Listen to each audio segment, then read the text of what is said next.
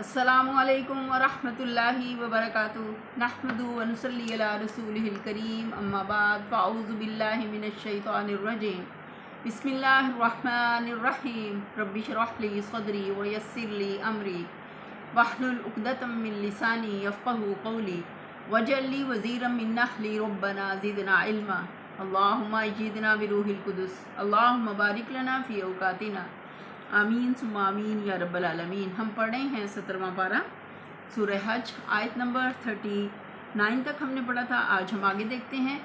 اعوذ باللہ من الشیطان الرجیم، بسم اللہ الرحمن الرحیم۔ الذین اخرجوا من دیارہم بغیر حق الا ان یقولوا ربنا اللہ ولولا دفع اللہ الناس بعضهم ببعض لہدمت صوامع وبیع وصلوات ومساجد یذکر فیہا اسم اللہ کثیرا ولینصرن اللہ من ینصرہ ان اللہ قوی عزیز۔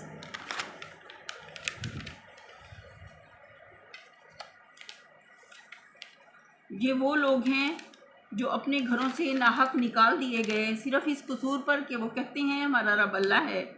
اگر اللہ لوگوں کو ایک دوسرے کے ذریعے دفع نہ کرتا تو خانقاہیں اور گرجا اور معبد اور مسجدیں جن میں اللہ کا کثرت سے نام لیا جاتا ہے سب مسمار کر ڈالی جائیں۔ اللہ ضرور ان لوگوں کی مدد کرے گا جو اس کی مدد کریں گے۔ اللہ بڑا طاقتور ہے اور زبردست ہے۔ تفسیر دیکھتے ہیں۔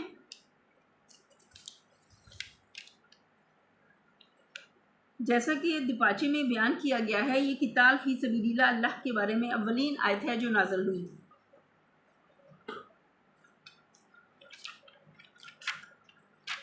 اس کی تفسیر ہم پہلے دیکھ چکے ہیں۔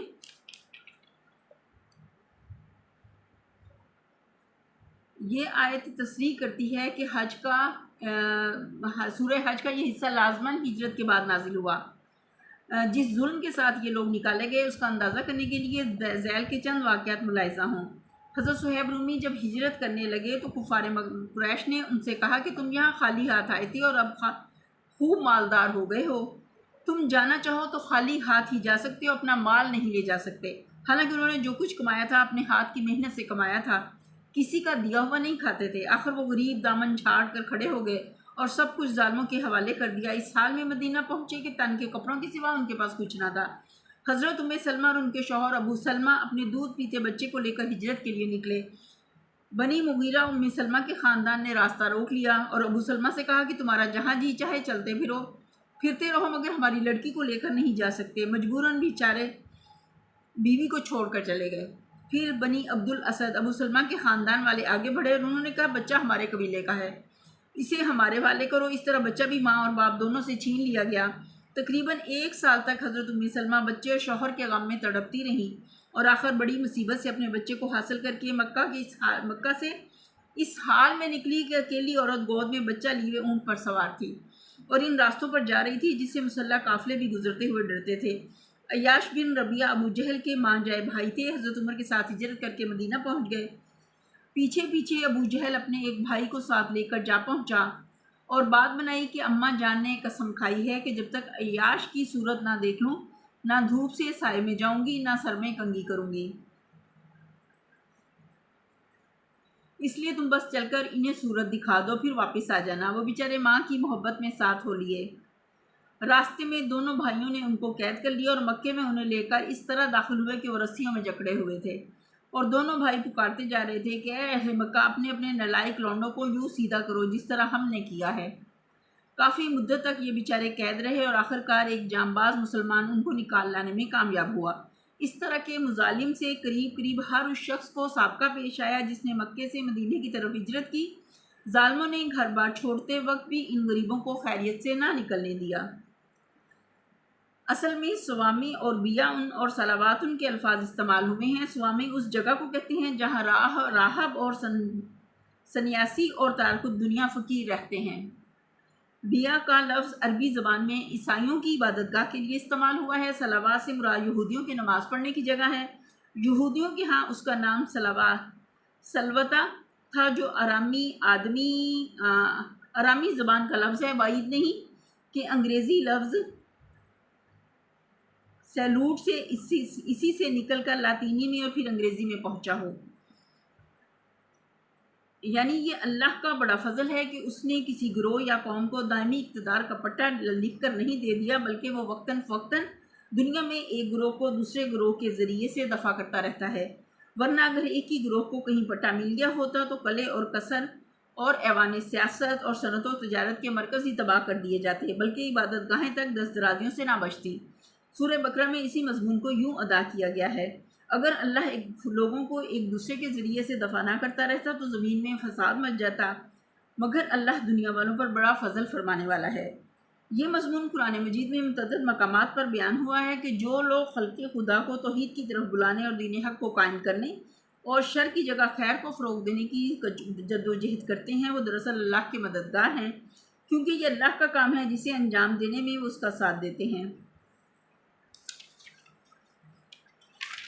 آگے دیکھتے ہیں۔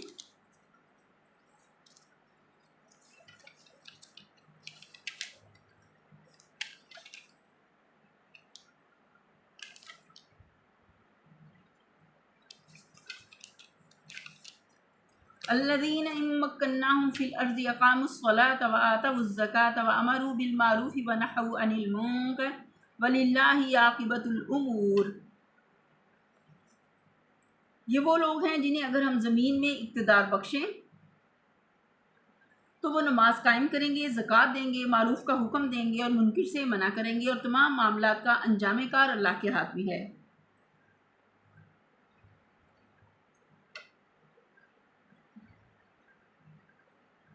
یعنی اللہ کے مددگار اور اس کی تائید و نصرت کے مستحق لوگوں کی صفات یہ ہیں کہ اگر دنیا میں انہیں حکومت و فرمان روائی بخشی جائے تو ان کا ذاتی کردار فسق و فجور اور کبر و غرور کے بجائے اقامت صلاۃ ہو، ان کی دولت عیاشیوں اور نفس پرستیوں کے بجائے اعطاء زکوٰۃ میں صرف ہو، ان کی حکومت نیکی کو دبانے کے بجائے اسے فروغ دینے کی خدمت انجام دے، اور ان کی طاقت بدیوں کو پھیلانے کے بجائے ان کے دبانے میں استعمال ہو۔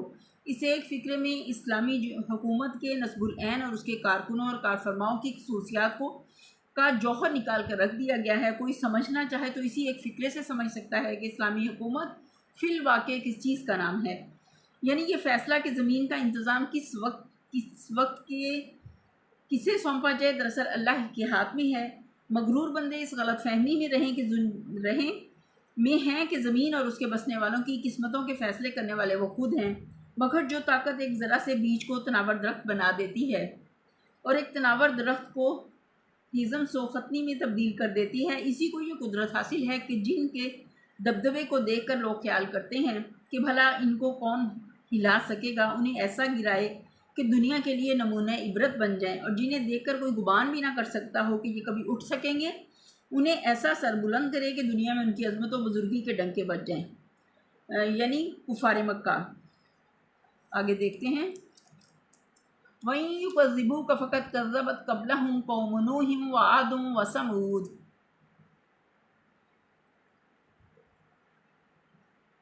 اے نبی صلی اللہ علیہ وسلم، اگر وہ تمہیں جھٹلاتے ہیں تو ان سے پہلے قوم نوح، عاد اور ثمود، اور قوم ابراہیم اور قوم لوط، وقوم ابراہیم وقوم لوط،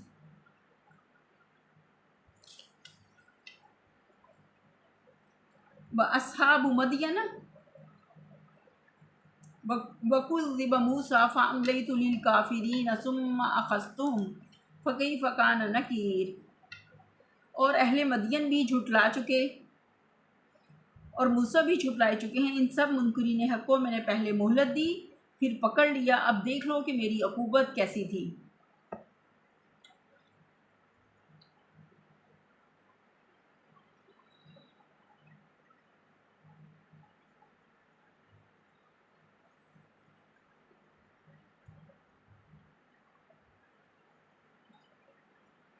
یعنی ان سے کسی قوم کو بھی نبی کی تکذیب کرتے ہی فوراً نہیں پکڑ لیا گیا تھا، بلکہ ہر ایک کو سوچنے سمجھنے کے لیے کافی وقت دیا گیا تھا، اور گرفت اس وقت کی گئی جبکہ انصاف کے تقاضے پورے ہو چکے تھے۔ اسی طرح کفار مکہ بھی یہ نہ سمجھیں کہ ان کی شامت آنے میں جو دیر لگ رہی ہے وہ اس وجہ سے ہے کہ نبی کی تنبیہات محض خالی کھولی دھمکیاں ہیں، در حقیقت یہ مہلت غور و فکر ہے جو اللہ اپنے قاعدے کے مطابق ان کو دے رہا ہے، اور اس مہلت سے اگر انہوں نے فائدہ نہ اٹھایا تو ان کا انجام بھی وہی ہو کر رہنا ہے جو ان کے پیشروؤں کا ہو چکا ہے۔ اصل میں لفظ نکیر استعمال ہوا ہے جس کا پورا مفہوم عقوبت یا کسی دوسرے لفظ سے ادا نہیں ہوتا۔ یہ لفظ دو معنی دیتا ہے، ایک یہ کہ کسی شخص کی بری روش پر ناخوشی کا اظہار کیا جائے، دوسرا یہ کہ اس کو ایسی سزا دی جائے جو اس کی حالت دگرگوں کر دے، اس کا حلیہ بگاڑ کر رکھ دیا جائے، کوئی دیکھے تو پہچان نہ سکے کہ یہ وہی شخص ہے۔ ان دونوں مفہومات کے لحاظ سے اس فقرے کا پورا مطلب یہ ہے کہ اب دیکھ لو کہ ان کی اس روش پر جب میرا غضب بھڑکا تو پھر میں نے ان کی حالت کیسی دگرگوں کر دی۔ فَكَأَيٍّ مِّن قَرْيَةٍ أَهْلَكْنَاهَا وَهِيَ ظَالِمَةٌ فَهِيَ خَاوِيَةٌ عَلَىٰ عُرُوشِهَا وَبِئْرٍ مُّعَطَّلَةٍ وَقَصْرٍ مَّشِيدٍ۔ کتنی ہی خطا کار بستی ہیں جن کو ہم نے تباہ کیا کہ وہ آج اپنی چھتوں پر الٹی پڑی ہیں، کتنے ہی کنویں بیکار اور کتنے ہی کثر کھنڈر بنے ہوئے ہیں۔ عرب میں کنواں اور بستی قریب قریب ایک دوسرے کے ہم معنی ہیں۔ کسی قبیلے کی بستی کا نام لینا ہو تو کہتے ہیں یعنی فلاں قبیلے کا کنواں۔ ایک عرب کے سامنے جب یہ کہا جائے کہ کنویں بیکار پڑے ہیں تو اس کے ذہن میں اس کا یہ مطلب آئے گا کہ بستیاں اجڑی پڑی ہیں۔ افلم یسیروا فی الارض فتکون لهم قلوب یعقلون بها او آذان یسمعون بها فانها لا تعمی الابصار ولکن تعمی القلوب التی فی الصدور۔ کیا یہ لوگ زمین میں چلے پھرے نہیں ہیں کہ ان کے دل سمجھنے والے اور ان کے کان سننے والے ہوتے ہیں؟ حقیقت ہے کہ آنکھیں اندھی نہیں ہوتی مگر دل اندھے ہوتے ہیں جو سینوں میں ہیں۔ خیال رہے کہ قرآن سائنس کی زبان میں نہیں بلکہ ادب کی زبان میں بات کرتا ہے۔ یہاں خواہ ذہن اس سوال میں نہ الجھ جائے کہ سینے والا دل کب سوچا کرتا ہے۔ ادبی زبان میں احساسات، جذبات، خیالات بلکہ قریب قریب تمام ہی افعال دماغ، سینے اور دل ہی کی طرف منسوب کیے جاتے ہیں، حتیٰ کہ کسی چیز کے یاد ہونے کو بھی یوں کہتے ہیں کہ وہ تو میرے سینے میں محفوظ ہے۔ وَيَسْتَعْجِلُونَكَ بِالْعَذَابِ وَلَن يُخْلِفَ اللَّهُ وَعْدَهُ وَإِنَّ يَوْمًا عِندَ رَبِّكَ كَأَلْفِ سَنَةٍ مِّمَّا تَعُدُّونَ۔